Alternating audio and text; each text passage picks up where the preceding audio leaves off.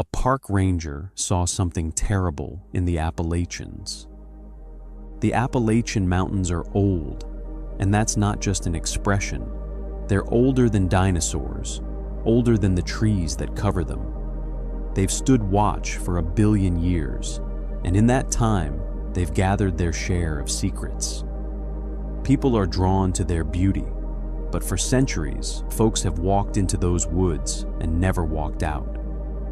We've all heard ghost stories around a campfire, right? Tales of weird lights, creatures that aren't quite animal, or a sudden, creepy silence that makes the woods feel like a vacuum. But what happens when the person telling the story isn't just some tourist looking for a thrill?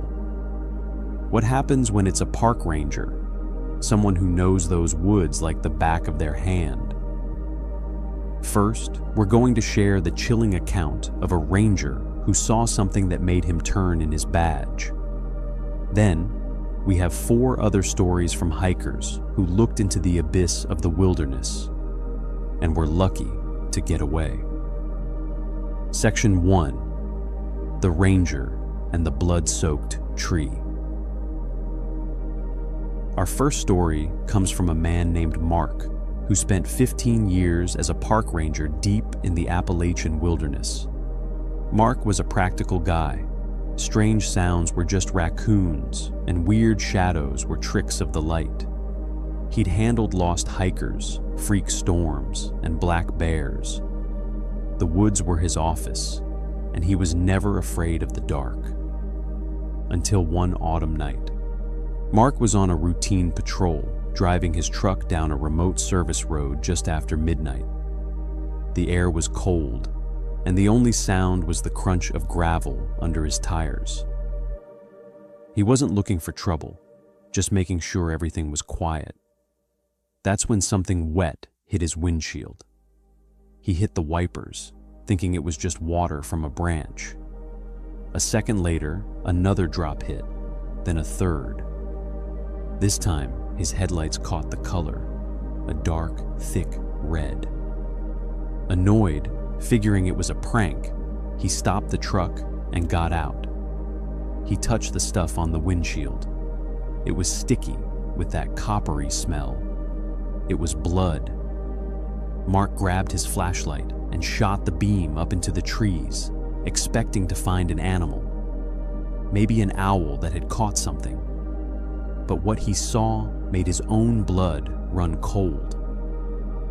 Wedged violently into the fork of a massive oak tree, more than 100 feet off the ground, was the mangled body of a full-grown deer. It wasn't just resting there, it was jammed into the branches. No predator native to those mountains could have hauled a 200-pound animal that high. There were no cougars in that park, and even if there were, this was impossible. He swept his light across the forest floor. Nothing. No drag marks, no tracks, no sign of a fight. It was as if the deer had been dropped out of the sky. As he stood there frozen, trying to make sense of it all, he felt another drop land on his shoulder. He didn't have to look. Mark slowly backed away to his truck, got in, and locked the doors. He tried to radio it in, but how do you even describe the impossible? The official report ended up being unusual animal predation, a sanitized, empty phrase for the horror he'd seen. Mark quit his job 6 months later. He said it wasn't just the deer, it was the feeling he had in that moment, the absolute, bone-deep certainty that he was being watched by whatever put it up there. Section 2: The Crawling Shadow. You don't always need claws and teeth to be terrified. Sometimes the scariest thing is just a shape in the dark, miles from anyone. This next account is from a woman named Chloe, a seasoned solo hiker who was tackling a remote piece of the Pacific Crest Trail in Northern California. After a long 14-mile day, Chloe pitched her tent in a small clearing surrounded by giant redwoods. She was exhausted and fell asleep almost instantly. but something woke her up. Her eyes snapped open in the pitch black. There was no sound, but every muscle in her body was tense. She was awake with a pure, unexplained dread. Through the mesh of her tent, she saw the dark outlines of the trees against an even darker sky. And then she saw movement. At the edge of the clearing, something was crawling on all fours. But it was all wrong. It was long, skinny, and its limbs moved with a slow, jerky rhythm that was completely unnatural. It wasn't a bear or a coyote. It was shaped like a person, but it was just a silhouette, a moving void in the darkness. Chloe tried to scream, but her throat was locked up. She was completely paralyzed, forced to watch as this thing crawled silently toward her tent. 50 feet, then 40, then 30. It made no sound at all, which was somehow worse than any growl. She squeezed her eyes shut, sure that this was it. She braced for the sound of tearing fabric, for a hand grabbing her leg. But nothing happened. When she finally found the courage to open her eyes, it was gone. The clearing was empty. There was only that heavy, oppressive silence. She lay there, shaking, until the sun came up.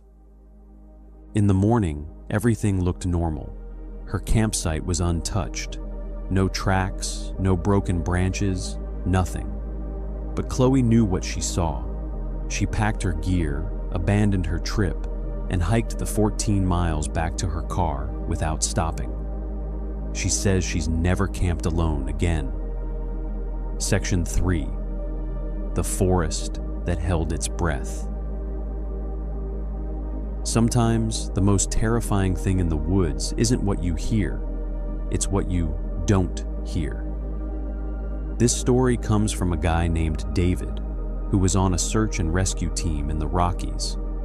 They were looking for a hiker who'd been missing for 3 days. David had been on dozens of these searches, but this one felt wrong from the start. As soon as his team stepped into the backcountry where the hiker was last seen, everything went silent. No birds, no squirrels, not even the buzz of insects. The air was completely still. It felt like the entire forest was holding its breath. The quiet was a physical weight. It muffled their footsteps and ate their voices when they called out the missing hiker's name. The whole team felt it, swapping nervous looks as they pushed deeper into the silent woods. On day 2, they found his camp. The tent was zipped up, sleeping bag inside. His backpack was propped against a tree with his boots next to it. It looked like he'd just walked off for a minute. But then they saw the blood spatters on his backpack and the ground nearby. There was no body, no trail, nothing. The hiker was just gone. The team kept searching, but the silence and the feeling of being watched never went away.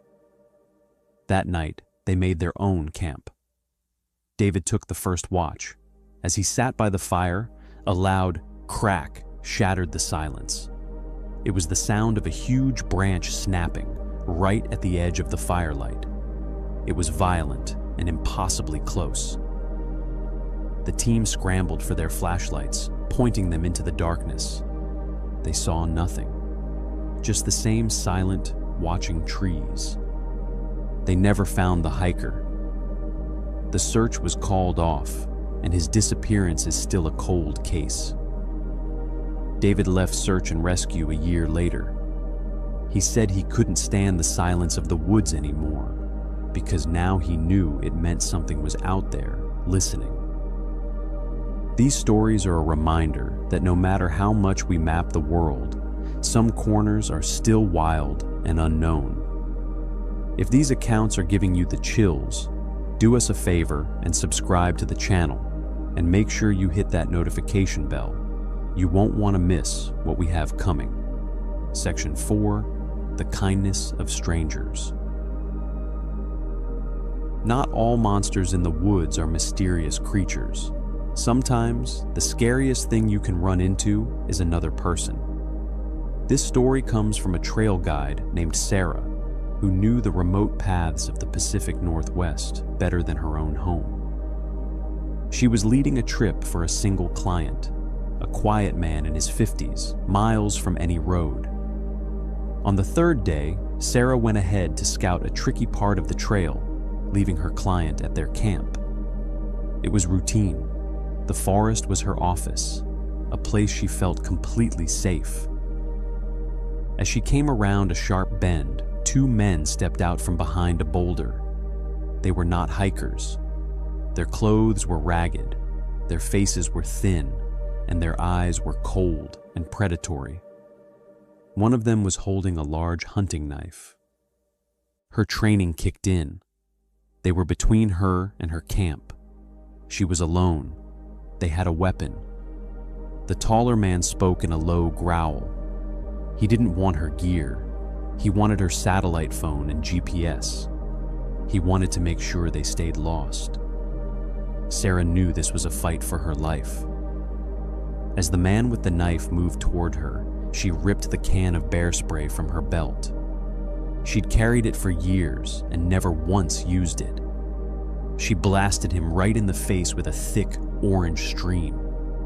He screamed, a sound of pure agony, and dropped the knife, clawing at his eyes. The second man froze for a split second. That was all Sarah needed. She turned and ran, not back to her camp, but deeper into the forest, crashing through the underbrush, adrenaline blocking out the pain of branches whipping her face. She ran until her lungs were on fire. After what felt like forever, she cautiously circled back to her camp, got her client, and they fled in the opposite direction. They hiked for hours until they hit a different trail and got out. Even after they were safe, the terror didn't leave. The woods were no longer her sanctuary. They were a place where real monsters could hide. Section 5. The Knocks in the Night. Our last story comes from Mount Shasta in Northern California, a place famous for legends.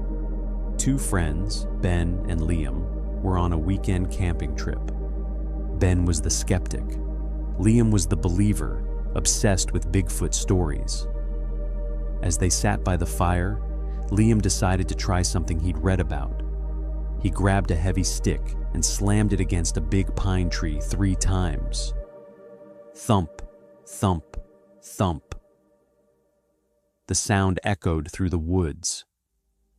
"That's how you talk to them," he said with a grin. "You knock, and they knock back." Ben just rolled his eyes. For a few minutes, the only sound was the crackle of the fire. Then, from deep in the woods to their right, a reply came. Knock, knock, knock, dot, dot. The sound was loud, clear, and perfectly rhythmic. It wasn't a woodpecker. The friends stared at each other, their smiles gone. "Probably just another camper," Ben said, but he didn't sound convinced. They hadn't seen anyone all day. A few minutes passed. Liam, now a mix of scared and excited, grabbed his stick and knocked 3 more times, even louder. The answer was immediate. This time, it came from their left, and it was closer and much more powerful. It felt like they were being flanked. Then they heard something else. The heavy, 2-legged footsteps of something huge moving through the underbrush, snapping branches as it went. The air grew cold, and their small campfire suddenly felt useless. They weren't alone. And whatever was out there with them was big, smart, and it was answering them. They dove into their tent, zipping it shut as if that would help. All night, they huddled in their sleeping bags, listening to the heavy footsteps circling their camp, always staying just outside the firelight. There were no more knocks. The message had been delivered. They were trespassing. The second the sun came up, they were gone. From the blood-stained trees of the Appalachians to the silent forests of the West, the wilderness holds its secrets. These accounts aren't just spooky stories. They're reminders of how small we are when we step off the pavement and into a world that plays by older, wilder rules. They remind us that there are still dark places we don't understand, where silence can be a warning, and where something might just knock back from the shadows. What would you have done? Have you ever seen something in the woods you couldn't explain?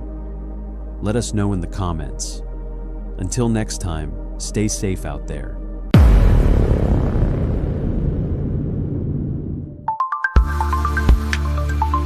Nocturnal echoes.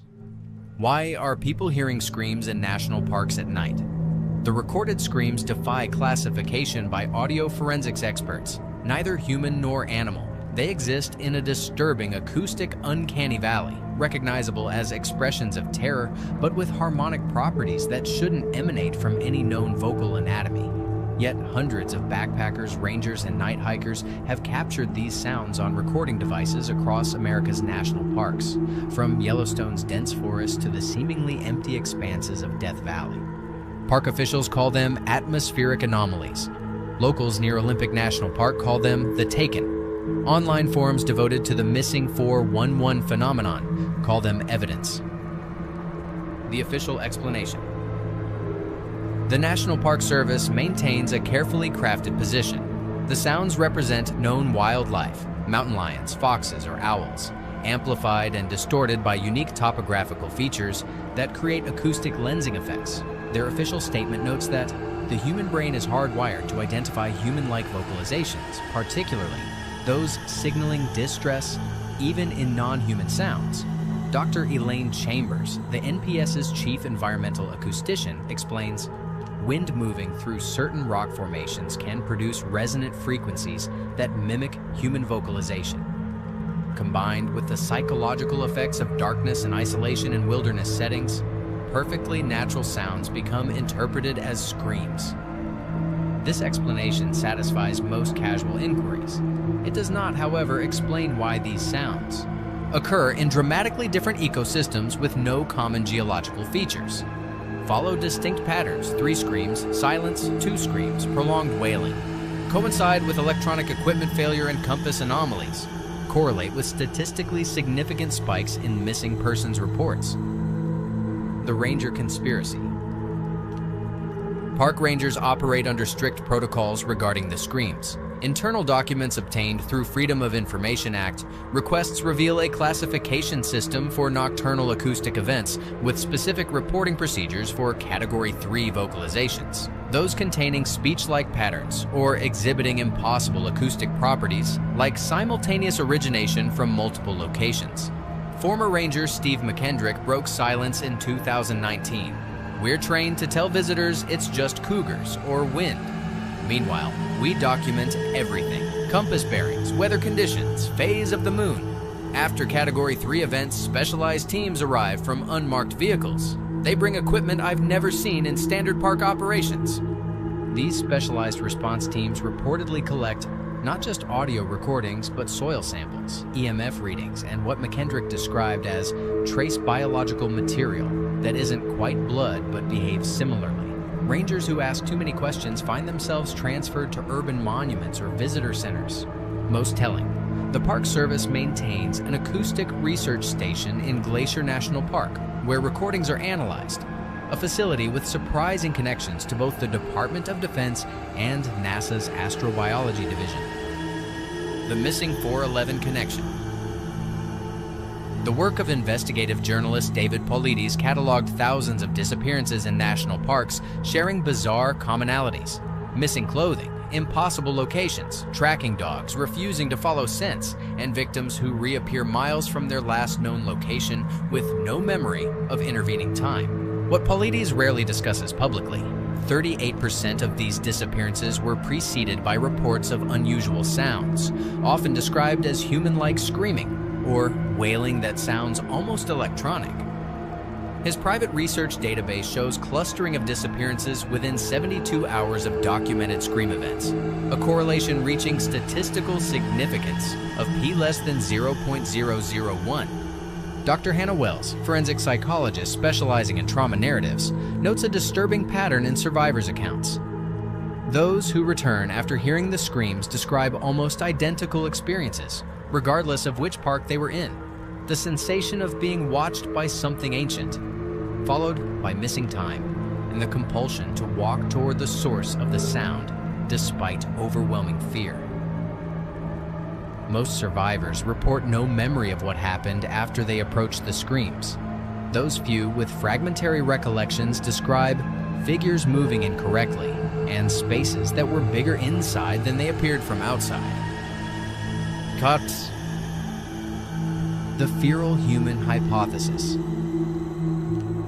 Some cryptozoologists and amateur investigators promote the theory that the screams come from isolated communities of feral humans, descendants of lost explorers, or deliberately abandoned individuals who adapted to live in the remote wilderness over generations. Proponents point to unusual footprints found near scream locations, barefoot, but with abnormal gait patterns suggesting quadrupedal movement. They cite historical precedents of wild men in folklore worldwide and the documented adaptability of human physiology under extreme conditions. Wildlife biologist Dr. James Liu dismisses this theory.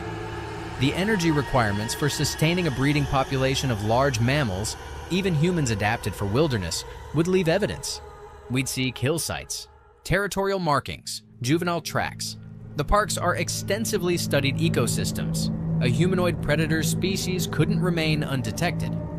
What Dr. Liu doesn't address, the synchronized nature of the screams across vast geographic distances, suggesting coordination impossible for isolated feral communities.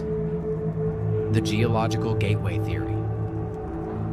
The most unsettling explanation emerges from the overlap between scream locations and areas of unusual geological composition. Physicist Dr. Elena Vasquez mapped scream reports against geological surveys and found 93% occur within 1 kilometer of cave systems containing rare earth minerals with unusual electromagnetic properties. These mineral formations create what we might call thin spots in conventional spacetime, Dr. Vasquez theorizes. Under certain conditions, specific lunar phases, geomagnetic fluctuations, these thin areas may enable acoustic bleed through from elsewhere. This theory gained credibility when audio spectrograms of the screams revealed sub-bass frequencies that don't propagate naturally through air but could travel through solid rock, suggesting the sounds originate from within the earth rather than upon its surface. Dr. Vasquez's research abruptly lost funding after she shared preliminary findings with colleagues at the U.S. Geological Survey. Her subsequent attempts to access previously studied cave systems in national parks have been denied without explanation. The Classified Research Program. Perhaps most disturbing are the connections between scream locations and classified government research from the 1970s. Declassified documents reveal Project Black Echo, a multi-agency initiative studying acoustic anomalies in wilderness settings for potential applications in non-conventional warfare. The program allegedly shut down in 1982. However, Freedom of Information Act requests for subsequent years return heavily redacted documents referencing ongoing acoustic monitoring stations in precisely the national parks most associated with scream phenomena. In 2018, a former Department of Energy contractor, who requested anonymity, claimed that Black Echo never ended but evolved. The original research documented naturally occurring sound phenomena. When they realized what they were actually recording, the objective shifted from weapons development to containment and study of non-terrestrial entities using sound to, there's no better word for it than feed. This whistleblower described underground facilities in 3 national parks dedicated to analyzing predatory acoustic phenomena and developing perceptual barriers to shield visitors from something that uses sound to both hunt and disguise its presence. What the recordings reveal. Independent audio forensic analysts have identified several disturbing consistencies in authenticated scream recordings. Impossible vocal patterns. The screams contain simultaneous frequencies that no single biological organism should produce, suggesting either multiple perfectly synchronized sources or vocalizations that defy known physiology. Embedded information. When analyzed through specific algorithmic filters, the screams appear to contain structured data, patterns too organized for random noise but not matching any known language or natural sound. Psychological impact. Even heavily filtered, the recordings produce measurable neurological effects in listeners. Altered brainwave patterns, pupil dilation, and temporary spatial disorientation that standard audio shouldn't cause. Replication resistance. The screams cannot be perfectly duplicated through digital means. Attempts to reproduce them synthetically always lack key acoustic properties of the originals, as if some component exists outside standard audio parameters. Most unsettling recent high-definition recordings contain what sound like words in reverse, phrases that, when corrected, form coherent sentences, describing the listeners themselves, their equipment, and sometimes their thoughts at the moment of recording. The terrible truth. The screams in our national parks may represent something that defies conventional categories, neither purely physical nor supernatural, but existing at the intersection of dimensional physics, evolutionary biology, and human perception. The evidence suggests entities that have evolved to use sound, not just for communication, but as a means of influencing physical reality, creating local distortions in space-time that facilitate hunting behavior. Their screams may be both lure and method of creating temporary thinning between conventional dimensions. Those who disappear after hearing the screams don't necessarily die. Some may exist in a state of perceptual suspension, still physically present but shifted just beyond normal human awareness, explaining why some victims reappear days or weeks later with no memory but profound physiological changes. Most disturbing is the increasing frequency of scream events, up 43% since 2010. According to unofficial ranger reports. This escalation coincides with increased human activity in previously remote areas, suggesting either more people present to hear existing phenomena or something responding to human encroachment. Either possibility leads to the same unsettling conclusion. Whatever generates these screams is aware of us, responsive to our presence, and possibly growing more active as climate change and development alter the ancient wilderness that may have once kept it contained. The next time you hear an unexplained scream while camping in America's majestic national parks, remember, the official explanation exists not to inform you, but to prevent mass panic about what really waits in the darkness beyond your campfire's light. And if you hear something calling that sounds almost but not quite like someone you know begging for help, the ranger's unofficial advice is consistent. Don't answer, don't investigate, and whatever you do, don't record it. You might not like what plays back when you listen again in the morning.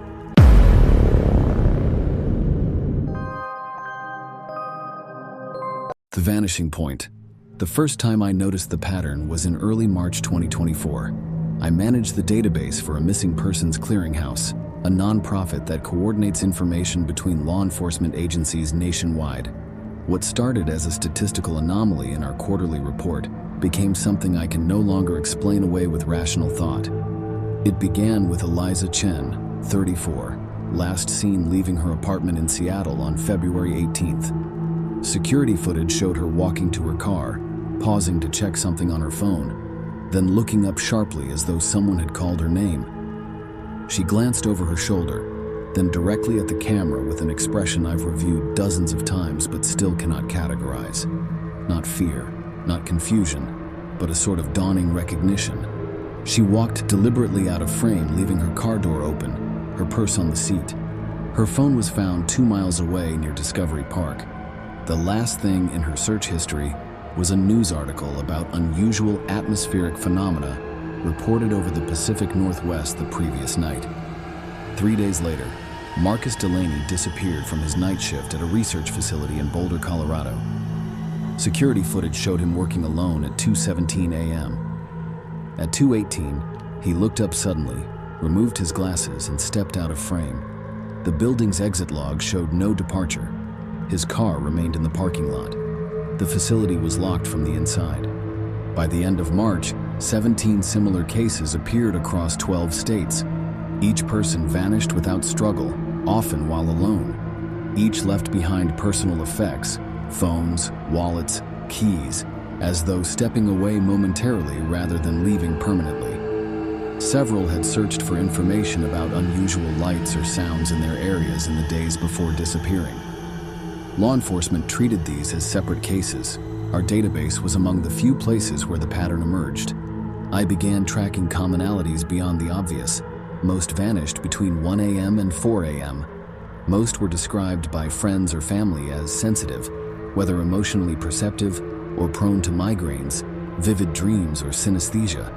Many had recently mentioned feeling watched or experiencing electronic disturbances, devices turning on by themselves, calls with no one there, appliances functioning without being plugged in. In April, the phenomenon accelerated, 43 cases matching the pattern. In May, 78. That's when the Bureau contacted our organization requesting all data on these cases. I complied, submitting everything except my personal notes on the pattern's subtler aspects. Within days, the cases were reclassified in our system under a new designation, status pending, federal jurisdiction. Media coverage dwindled despite the increasing numbers. Local news outlets that pursued the stories reported sources suddenly going silent or information becoming classified. In June, I received an unexpected visitor at my apartment. Dr. Eleanor Reed introduced herself as a behavioral psychologist consulting with the government. Her credentials seemed impeccable, though I could later find no record of her professional history online. "You've noticed something in the data," she said without preamble. Not a question. I admitted I had. "There are patterns within patterns," she said, declining to sit when offered. "The public ones, timing, locations, demographics, and the private ones that exist in the negative spaces between data points." She knew things I hadn't shared with anyone. Observations about electrical anomalies reported near disappearance sites, about the peculiar calm exhibited by the missing persons in their final recorded moments, about the slight increase in ambient temperature recorded at locations where security cameras captured the vanishings. "They're not being taken," she said finally. "They're being called." She left me her card with instructions to contact her if I noticed escalation patterns. When I tried the number the next day, it was disconnected. When I searched government databases for her name, I found no record. In July, the pattern shifted.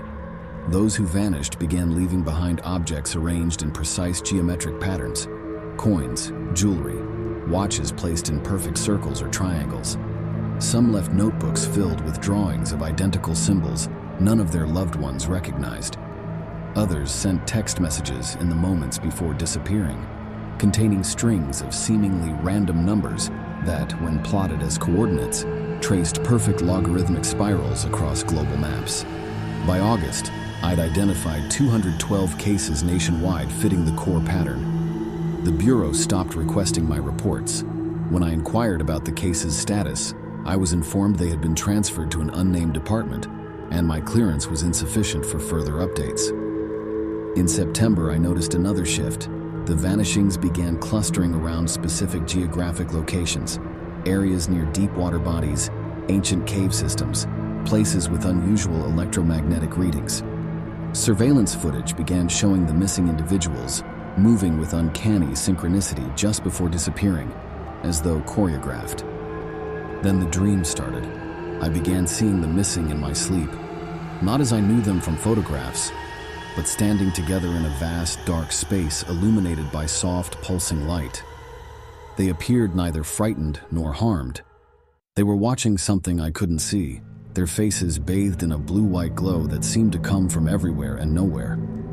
Each dream ended the same way. One of them, a different person each time, would turn to look directly at me and speak a sequence of numbers. I began recording these numbers upon waking. When plotted as coordinates, they formed a pattern across the continental United States, a perfect Fibonacci spiral with its center point in the Nevada desert. In early October, I took a leave of absence and drove to these coordinates. The location was unremarkable, a stretch of empty desert 40 miles from the nearest town. I arrived at sunset and waited, not knowing what I expected to find. At 2:17 a.m., the air around me changed. The ambient temperature rose several degrees. The absolute silence of the desert was replaced by a low, oscillating hum just at the threshold of hearing. I felt a pressure in my ears and my chest, behind my eyes, not painful but insistent. My phone screen activated without being touched. It displayed a message I hadn't written. We are not what you think. We are not where you think. We exist in the spaces between what you perceive and what you cannot. For millennia, we have watched.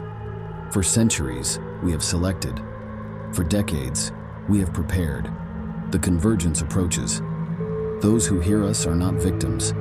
They are the first to understand what comes next. Look up. I did. What I saw in the night sky defies description with our limited vocabulary.